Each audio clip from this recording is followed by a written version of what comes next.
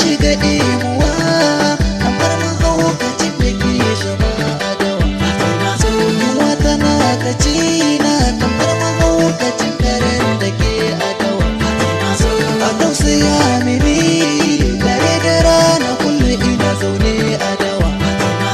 Kishirwa da takuro ni tariwa da zani shan ruwa da wuce. Fatima ina son ki ne, Fatima to ina ƙaunar ki ne, Fatima ina son ki ne, Fatima to zo ki zo ka mu.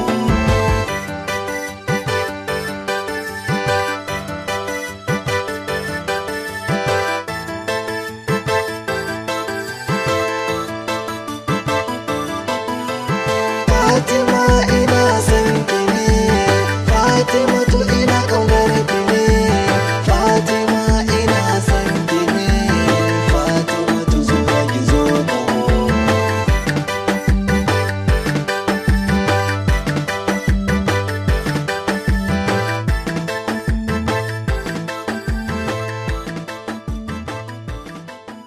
Salamu alaikum.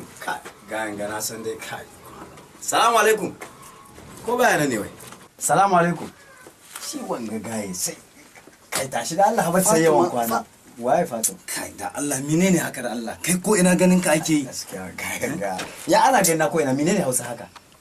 Ina yarinyar da ni kai ma magana Fati. Shi kaga matsalar ka. To yau warani gani in ga annabi haka nan wai an ya wai ba son ta haka ba da kai. Kai matsala kake na sharin shi. Cikin mafalki ni ga wai da ni da kai wai muna ga gane ta. Kai tashi mu tai harkokin mu da Allah kai matsala ne da kai wallahi. To bari in tashi. Ka bata min bacci wallahi. Ina zuwa bari in abun ga